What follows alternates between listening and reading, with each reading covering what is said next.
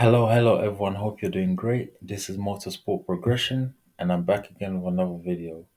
So I just want to talk about the 2025 Japanese Grand Prix, which is the third race of the season. And so after the third race of the season, with one sprint race involved, the championship standings, the team's championship standings, that's what I'm bringing to you in this video. So yeah, we're gonna crack on with that in a minute. So I just want to say to everyone, thank you for your support, and I really appreciate the support everyone's been supporting the channel. And also, please don't forget to subscribe, hit the notification bell, like the video, and if you go in the comments, drop it below, and I'll answer you back. Or also, if you have any questions to ask me, feel free to ask, and also share it on your various social media platforms. So yeah, let's get into it straight away. So at number one, you got McLaren, and they've had what's the name? Two wins, and at the Japanese Grand Prix they had a second and third. So they have 111 points, and they got two wins and five podiums. So McLaren has 111 points, which is really good for them. So they're maximizing their position in the constructors championship. It shows that they really have a quick car and two really very good drivers. You understand? Really excellent drivers. So in number two, you got Mercedes, who are doing really well as well. They're picking up the points, each race. And Mercedes are in second. They got two podiums, but they don't have a win yet. And they got 75 points. So that's a 25 points plus 11. So let's check how many points they're behind McLaren. So they're 36 points behind McLaren. So they will have opportunities, towards the middle and the end of the season, to fight for the constructors championship if they keep going at it today. And even today, George Russell, I think he finished in he finished in a good position still. George Russell finished in a good position, and so did Kimi Antonelli finish in a good position. So it was a good day for Mercedes, and also George Russell has two podiums as well. So that's a good thing for him. And in third position, you got Red Bull Racing with 61 points, and they got two podiums and one win. And can you imagine all the 61 points is scored by Max Verstappen, because in the first two races, Liam Lawson was not able to score, and he got demoted in the third race at the Japanese Grand Prix for Yuki Tsunoda to climb up to drive the Red Bull. But in this race, I don't think Yuki didn't score any points. So all the 61 points for Red Bull has been scored by Max Verstappen. In fourth position, you got Ferrari with 35 points. And Ferrari will be a little bit disappointed that they don't have more points, because they scored a lot of points. They scored some good points in the Australian Grand Prix, and then also they scored some. They had they're supposed to score some points in the Chinese Grand Prix, but they ended up getting both drivers ended up getting disqualified, and them getting disqualified, that wasn't good for them. So they lost a lot of points there. So Ferrari did have some okay pace for this weekend, and I'm sure Leclerc finished in an okay position, and also Lewis finished in the top 10. They both finished in the top 10, the two Ferrari drivers, which is okay. So moving forward to the Bahrain Grand Prix and then the Saudi Arabian Grand Prix, they will be looking to score some more points there. So it's a triple header. So you got the Japanese Grand Prix, the Bahrain Grand Prix, then the Saudi Arabian Grand Prix, 3 weekends in a row. Okay, in fifth position, you got Williams with 19 points, and most of those 19 points has been scored by Alexander Albon, and I'm sure he finished in the top 10 as well in the Japanese Grand Prix.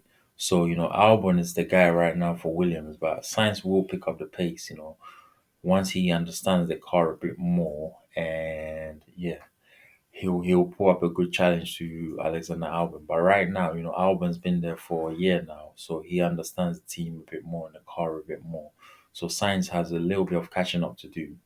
In sixth position, you got the Haas here with 15 points, and today Oliver Behrman done good as well. He finished in the top 10, and at the Chinese Grand Prix, Ocon and Behrman finished in the top 10 as well. So they picked up some good points there. And Behrman didn't do too well at the Australian Grand Prix, but he's been so brilliant in the Chinese Grand Prix and he's been brilliant in the Japanese Grand Prix as well. So Haas is doing well to be in sixth. I'm used to seeing Haas at the back of the championship standings most of the time when I do, like in the last few years when I was doing the championship standings. I'm used to seeing Haas in it. I like at number 10 in it, but it's good that they're in number six, and they could really close in on Williams and take the fifth spot from Williams in the next Grand Prix. And at number seven, you got Aston Martin with 10 points, and so far it's been very difficult for Fernando Alonso, to score any points. And those 10 points have come from Lance Stroll in the first two Grand Prix. And the Japanese Grand Prix, he started 20th and he didn't score any points. I'm sure about that. So Aston Martin will be looking for some performance at the Bahrain Grand Prix. It's an open track and they have a Mercedes engine, so it should favor them a little bit more. They just have to maximize their performances. And then in eighth position, you got the Racing Bulls with 7 points. So the Racing Bulls, they've had Isaac Hadjar there, and they've had Yuki Tsunoda there, and then now Liam Lawson. So today, Isaac Hadjar finished in the top 10 as well, which was good for him. And also they struggled in the first two races as well. So the Racing Bulls, they'll be looking for some more performance as well to boost their position in the championship standings. Then you have Sauber in ninth position with 6 points. So Sauber as well, they'll be looking for some performances, some improvements to their team. But the 6 points is okay for the first three races, since they have a rookie driver, and then obviously Nico Hulkenberg is a very experienced driver, so he'll be looking, to push the team forward and maximize their performances. And in tenth position, you got Alpine F1, and Alpine have scored no points at the moment, so they have Pierre Gasly and Jack Doohan, and obviously Pierre Gasly is a very very good driver. When he has the pace, he can really score, and Jack Doohan has been really struggling so far. Has been really struggling so far this season. Sorry, and that hasn't been a strong start to his Formula One career for him. He had a massive crash in free practice one at the Japanese Grand Prix. Thank God that he was okay. And Pierre Gasly will be looking to find some performances and to be scoring some points. Last year he was finishing like fourth and fifth and things like that. And I remember last year the Brazilian Grand Prix they finished second and third, the Alpine of Ocon and Gasly. But now the decision to get rid of Esteban Ocon is not looking good right now because Ocon would have put the car at least in the top 10 a couple of times. But hopefully Jack Doohan finds some performances and also Pierre Gasly finds some performances for Alpine. So Alpine's in 10th there.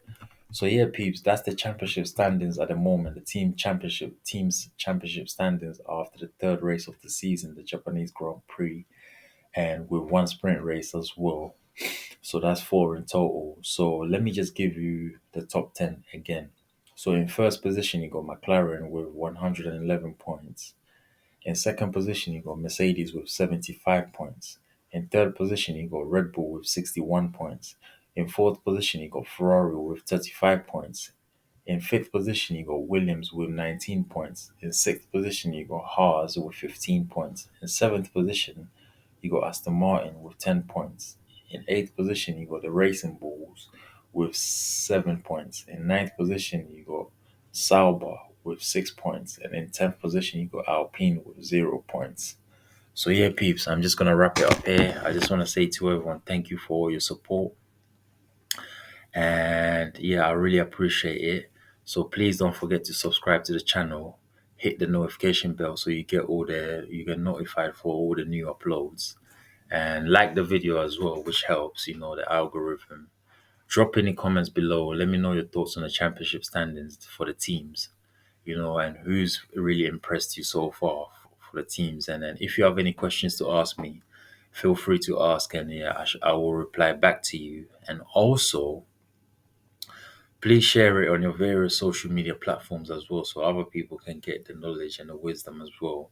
So yeah, peeps, I just want to wrap it up here, and then also click on another video because there's more content on the channel that you can learn from and enjoy. And also, you can always come back on the channel to check out for new videos. So yeah, peeps, thank you for all your support, and I'm out. Thank you. Bless.